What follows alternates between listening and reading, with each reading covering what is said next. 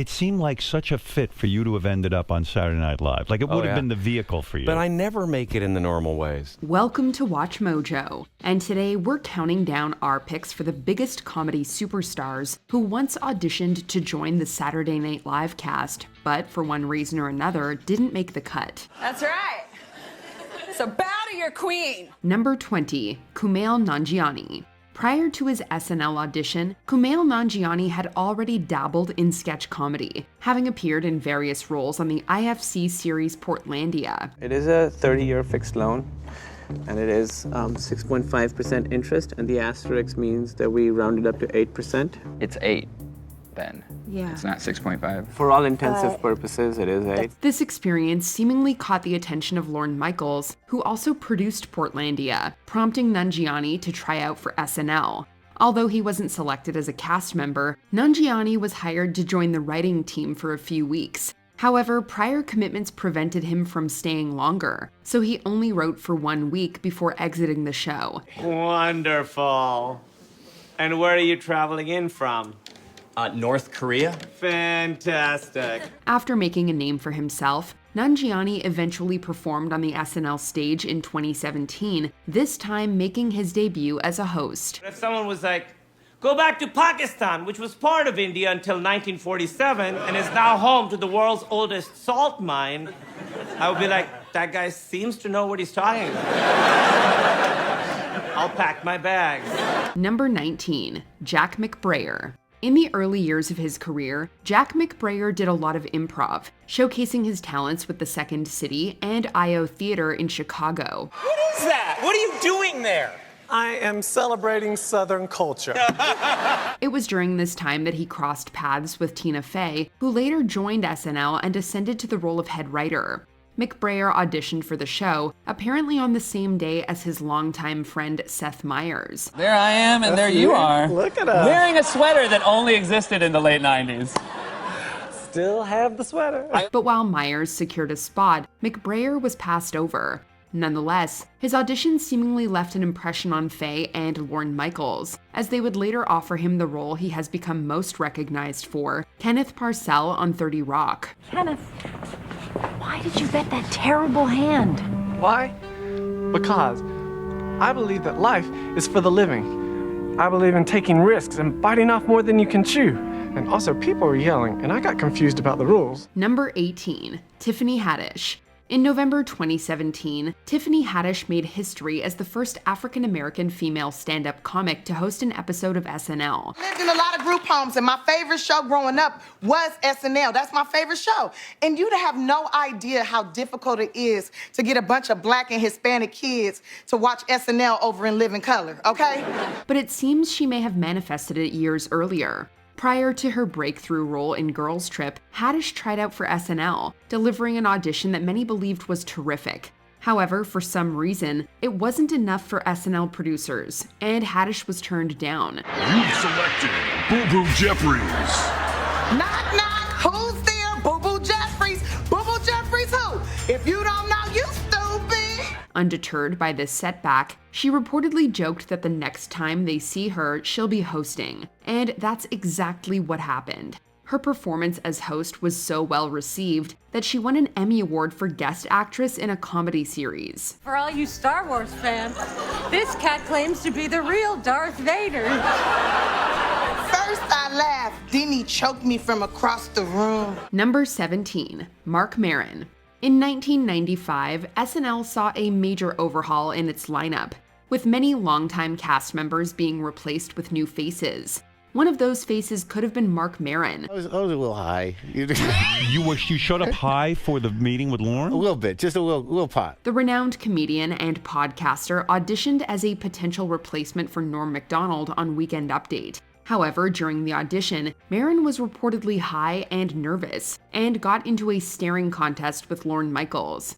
Reflecting on the experience, Maron speculated that his decision to take a candy from a bowl on Michaels' desk may have cost him a spot on the show. You saw the candy, you grabbed a piece of candy. I took a Jolly Rancher, and I put it in my mouth, and I swear, in my memory, Higgins and Lorne looked at each other like, that's it, peace out. Years later, Michaels dismissed those concerns during an appearance on Maron's podcast, clarifying that the show was just undergoing significant changes and uncertainties about its future direction. Number 16, Kathy Griffin. Kathy Griffin got her start in comedy performing with the LA improv troupe The Groundlings. So how you doing? I'm okay, but I didn't have enough time to finish getting ready. In the early 1990s, Lorne Michaels visited LA to see a performance by The Groundlings. This visit seemingly sparked hope in Griffin as she aspired to catch Michaels' attention and secure a spot on SNL. Unfortunately, Michaels was only impressed by Julia Sweeney, choosing her over Griffin and another aspiring performer who would later rise to fame. Disappointed by this outcome, Griffin initially struggled to cope with the lost opportunity. However, she seemed to channel her disappointment into her career, ultimately becoming a renowned comedian and actress in her own right. Dreams come true. Number 15, Jennifer Coolidge. Jennifer Coolidge also performed with The Groundlings and was one of many hopefuls who tried for a spot on SNL in 1995. Coolidge auditioned alongside fellow Groundlings, Will Ferrell, Sherry O'Terry, and Chris Kattan, and was the only one among them who wasn't cast. Just a few years later, however, she got her big break after landing the role of Stifler's mom in the American Pie franchise. Would you object if I said that you were quite striking? Mr. Finch, are you trying to seduce me? Although her career faced a decline afterwards, she experienced a remarkable resurgence with her award-winning performance in The White Lotus. I think I want to charter a boat and just bring her out into like the deepest part of the ocean. Way, way out into the deep. These days, Coolidge reflects on her SNL rejection with a positive perspective, stating that she was, quote, spared a bullet, as she likely wouldn't have fared well on the show. Number 14, Nick Kroll. Like many other comedians, Nick Kroll harbored a lifelong aspiration to join the cast of SNL. But it was always kind of my dream to be on SNL. Attempting to fulfill this dream, he auditioned for the show in the late 2000s. However, despite his performance being solid, the producers didn't see him as an ideal fit and opted not to cast him. And Lorne Michaels was sort of like, they're in the bathroom. And I was like, what? They're outside. And I go, what? He goes, they're outside. I go, are they out there talking about how great I am? And he was like, no. Of course, this setback hardly hindered Kroll's career momentum, as he quickly found success shortly after.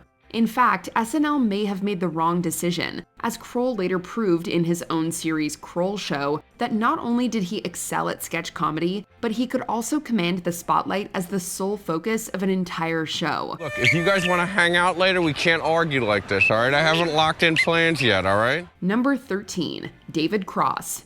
Comedian David Cross is known today for his groundbreaking work with the maverick mid-90s comedy program, Mr. Show with Bob and David. Can I use this chair? Sure. Mm-hmm. Oh, no, I started it. That's part of the monologue. Oh, God. However, Cross's unique and uncompromising style of comedy didn't always do him favors, like the time he auditioned for a spot on SNL. Cross took a chance by bringing his Boston-based group, Cross Comedy, to New York City in the years prior to Mr. Show's breakout success. It apparently didn't go down well with SNL brass, as Cross Comedy was soundly rejected and sent packing back to Boston. Could somebody answer me? Jesus, talk to me! Yeah, it's fine. No! Number 12, Lisa Kudrow. Before she gained worldwide recognition as Phoebe Buffay on the hit sitcom Friends, Lisa Kudrow honed her skills as a performer at The Groundlings. In the early 1990s, when Lorne Michaels cast Julia Sweeney from the improv group, it was Kudrow and Kathy Griffin he passed over for the spot. They were mostly there for Julia, I think. And how disappointing was that for you when she got cast and you didn't? It wasn't a surprise, that's for sure. Lorraine Newman, one of the founding members of the Groundlings and an original SNL cast member, put in a good word for Kudrow with Michaels. However, she wasn't deemed the right fit for the series at the time, even though her audition was brilliant. But yeah, there were people who appreciated what I did. While the rejection was pretty disappointing, Kudrow ultimately proved she didn't need the Studio 8H stage to make a name for herself. Okay, ever since I was a teenager, I had this fantasy about Saturday Night Live. Number 11, Kevin Hart. It may be hard to believe it now, but there was once a time when Kevin Hart was a struggling performer, hoping to make it big in Hollywood. During that period, Hart tried out for SNL, delivering what was, by his own description, a disastrous audition. What happened in that audition? Well, first of all, I know when you say you can't believe it is, of course, because of my success now. But if you had seen this tape, you would understand why I didn't get it. The comedian put on a poor impression of NBA player turned coach turned sports analyst Avery Johnson. Perhaps his first mistake was picking Johnson, a relatively obscure figure Lorne Michaels didn't even appear to be familiar with. I'm going to do an impression of Avery Johnson. And I remember Lorne Michaels looking at me, and he was like, okay. Needless to say, it was unsuccessful. After achieving global fame years later, Hart returned to SNL, this time as a host, and joked about the failed audition during his monologue. I found out that white people didn't know who Avery Johnson was. Number 10, Donald Glover. Actor, singer, comedian, rapper, writer, and director, Donald Glover has worn many hats throughout his career. But one role that evaded him was that of an SNL cast member. I used to live in New York, and it's so great to be back here, especially now that I'm rich. Indeed, the multi-hyphenate performer tried out for SNL not once, but twice in the late 2000s, and was rejected both times. However, Glover harbors no resentment about it, even though he referenced it repeatedly during his hosting stint in 2018. But it truly is an honor to be hosting SNL, instead of just auditioning for it, which I did twice. That's not a joke, I'm just still pissed. Surprisingly, he believes that if he had been cast on SNL, he may not have the career he has today. Seeing the remarkable career he's since cultivated in film, TV, and music, it seems fortunate that he wasn't hired on the show. It started with one question. Where the hell are all the black people in space? Number 9, Paul Rubens. We'll be discussing the disastrous 6th season of SNL, also known as Saturday Night Live 80, a few times during this list. It sure is exciting, Uncle Lester. My very first commie hunt. Well, hell, Jim Bob, it's the first one they've allowed now in 20 years. It was a year that saw producer Lorne Michaels exiting the show due to burnout, taking with him the entire cast and most of the writing staff. New cast members were needed as a result of this exodus, with one of the potential comedians being a young Paul Rubens. The future Pee Wee Herman was passed over in favor of Gilbert Gottfried, and he used his feelings of bitterness to create what would go on to become the classic kids' TV program, Pee Wee's Playhouse. Boy, that was a close one that time. Number 8, Kell Mitchell. Kenan Thompson's tenure with SNL has been well documented at this point, having been a popular fixture on the show since debuting as a featured player in 2003. Penny, there are rats in your bed. Thompson wasn't the only Nickelodeon star to try his luck getting onto the SNL stage, however, as the comedian's former co-star on All That, Kell Mitchell, also auditioned. Unfortunately, despite tons of positive fan reception to Mitchell's work on Good Burger and Kenan and Kell, it was only Thompson who nabbed an open spot. However, the pair have reunited multiple times since, including in an SNL parody of the show that made them stars. The show is not good, but Jordan Peele called us. He wants us to do a sequel to Nope. Number 7, John Goodman. Although you might be forgiven for thinking John Goodman was an SNL cast member, given the numerous times he's been on the show as a host, the former Roseanne star was actually rejected when he auditioned for SNL 80. It's the worst thing I've ever done in front of people in my life. I wrote something about 15 minutes before I went over there, and oh, God, you still think of it. Yep, that infamous 6th season we mentioned earlier rears its head yet again, as it was eventually revealed that Goodman was passed over during the audition process in favor of Joe Piscopo. Don't feel too bad for John, though. We hear that he ended up doing just fine. We got a great show for you! Number 6, Zach Galifianakis. Sometimes the closing of one door results in the opening of another. Case in point, Zach Galifianakis auditioned for SNL back in 1999, but sadly didn't get the part. I did a really bad stand-up from the 1700s that I used to do on stage. So I would just do like, how are ye, how are ye? Is this thing on? What is this thing? He apparently left a positive impression on the SNL brass, however, and it was one good enough to land him a job writing for a number of episodes. Plus, a post-fame Galanakis ended up returning to the SNL stage years later as a guest host, scoring a Primetime Emmy nomination and bringing the whole experience full circle. It's great to be back hosting Saturday Night Live. Oh, what's that? I've never hosted. Number 5, Aubrey Plaza. Hey, did you hear the one about the intern who worked really hard and eventually managed to land a gig with SNL? No? Then maybe you can relate to the experience of actress Aubrey Plaza, who tried to go this route when working behind the scenes at SNL in 2005. Right here, we have the SNL page desk. Now, this is one of the most important jobs at the show, which is why I was never put here. Plaza auditioned for a spot on the main cast 3 years later, but was passed over. Thankfully, it was only a year later that she found a home playing April Ludgate on the NBC hit Parks and Recreation. Every time someone calls and requests a meeting with you, I always schedule it for March 31st. Why? Because I didn't think March 31st existed. While Plaza never got to fulfill her dreams of becoming a cast member, she did ultimately host the show in 2023. So a win's a win. And the biggest miracle of all is that they let me back in the building. Oh my God. Number 4, Stephen Colbert. This comedy giant may be famous today as the big shot host behind both The Colbert Report and The Late Show with Stephen Colbert, but everyone starts somewhere. For Colbert, that somewhere was as an improv performer, though he eventually dreamed of making it to SNL. You and I were both there in the final callback going to network in 1996. I never worked with you. Oh, you didn't get the job. My bad. I'm sorry you didn't get the job. Colbert even caught the eye of SNL writer Robert Smigel while performing comedy in Chicago, an experience that led Colbert to nab an audition for the show in 1992. After the show, Lorne was like, "So who'd everybody like?" And I was like, "I'm sorry, I like the understudy. I love the understudy." And that man was right here. Although Colbert wasn't hired for the job, he did end up voicing half of Smigel's ambiguously gay duo, and would later find work on The Dana Carvey Show and The Daily Show before becoming the comedian we all know and love today. We know that polls are just a collection of statistics that reflect what people are thinking in reality. And reality has a well-known liberal bias. Number 3, Louis C.K.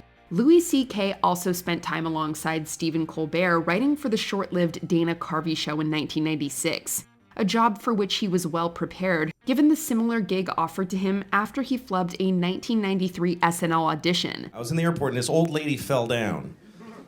Okay, that's funny. Fine. CK was approached by Robert Smigel to write for Late Night with Conan O'Brien after SNL brass didn't pick the comedian out from his peers for a job. And I was noticing in this picture, everyone's looking at the camera except you. You're looking away.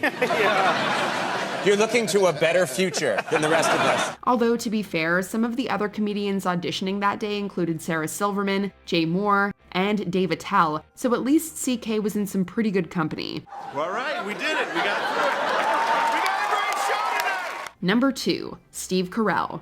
Although this list is full of comedians whose rejection may seem crazy in hindsight, given their immense careers today, sometimes the final results just make a whole lot of sense. Now, you may not know this, but about 10 years ago, I auditioned for this very show. Steve Carell's 1995 audition falls in this category, as he and his wife, Nancy Walls, both tried to make it on the SNL cast. Although Walls was hired, Carell wasn't.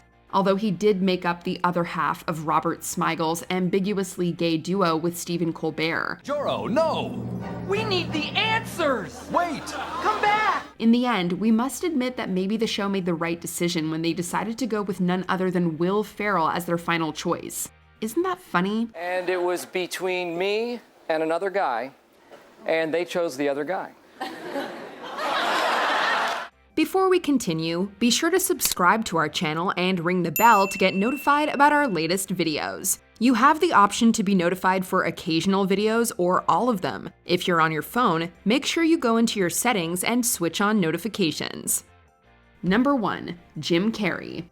It may seem absolutely ludicrous that someone with the comedic talent of Jim Carrey would be passed over for what is essentially the great American comedy show. I come not to destroy, but to brighten your lives through laughter and merriment. But that's exactly what happened back in, you guessed it, 1980, when producer Gene Dumanian nixed Carrey's hiring. Dumanian, then replacing Lorne Michaels, ended up going with Charles Rocket, perhaps because she was focusing on the Weekend Update segment and didn't think Carrey could make the cut. Yeah, well, they're making up for it. It's been awesome, and Lauren's been amazing. Although he was rejected more than once, Carrey went on to great success on the competing sketch show In Living Color, and eventually found his way onto the SNL stage for a little vindication, guest hosting a number of times in the years after his success. Hello. No, you must have the wrong number. That's okay. I'll see you in hell. What comedians would you like to see join the cast of SNL? Drop your recommendations in the comments below. You never know, Lorne Michaels may be reading. Of course I could do it a lot better if my spine wasn't fused. Did you enjoy this video? Check out these other clips from WatchMojo and be sure to subscribe and ring the bell to be notified about our latest videos.